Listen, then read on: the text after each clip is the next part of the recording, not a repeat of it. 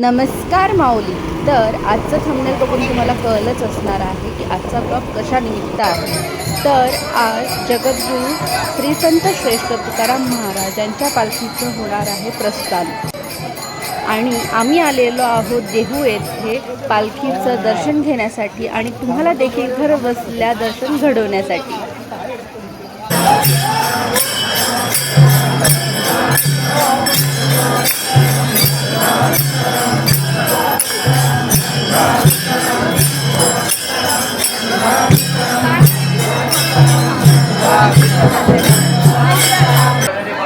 संत तुकाराम महाराजांचं मंदिर खूप सुंदर असं फुलांनी सजवण्यात आलेलं आहे. भरपूर पाऊस आहे तरी भरपूर भाविक आहेत.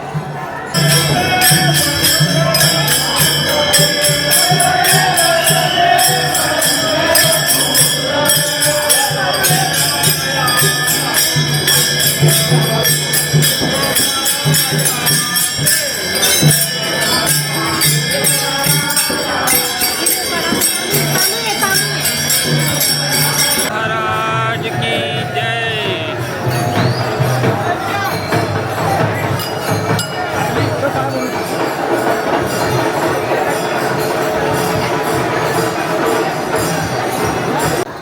लांबून लांबून ज्या दिंड्या आलेल्या असतात त्यांना एक एक करून मंदिराच्या आत प्रवेश भेटतो आणि प्रवेश भेटल्यानंतर त्यांना पालखीचं दर्शन करायला भेटतं.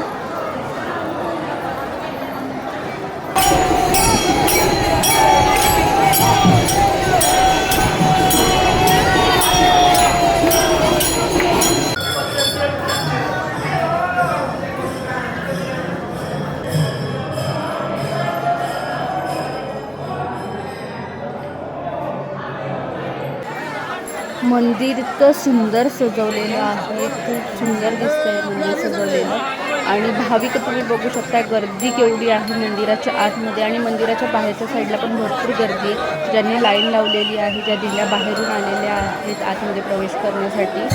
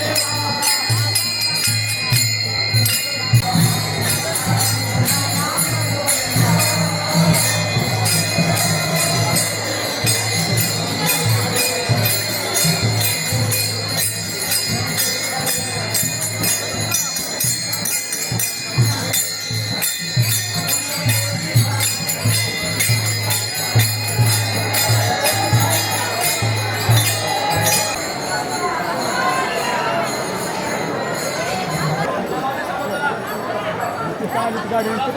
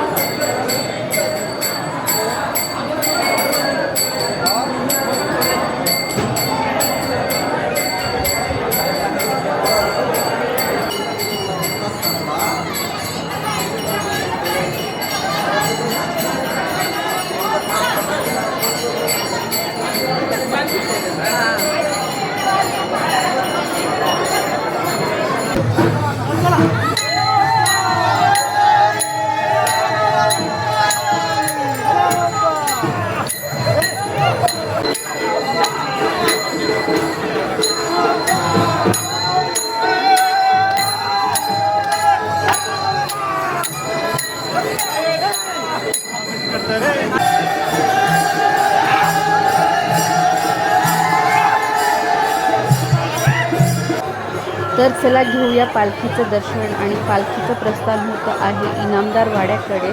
सर्वात पहिला विश्राम असतो इनामदार वाड्यामध्ये आणि त्याच्यानंतर दुसऱ्या दिवशी सकाळी पालखी पुन्हा प्रवासाला निघेल पंढरपूरकडे. पुंडलिक वरदे हरी विठ्ठल श्री ज्ञानदेव तुकाराम पंढरीनाथ महाराज की जय. जगद्गुरु तुकाराम महाराज की जय.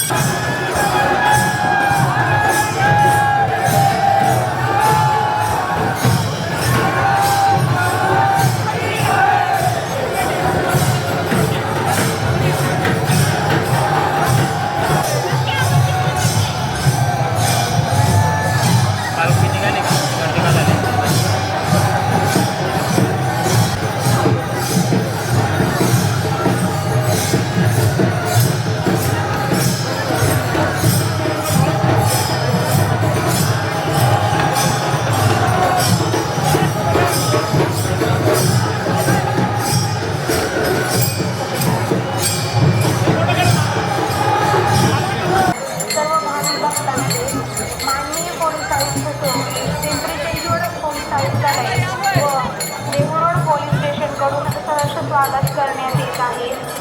सर्व भक्तांना पोलीस दलामार्फत आवाहन करण्यात येते की गर्दीच्या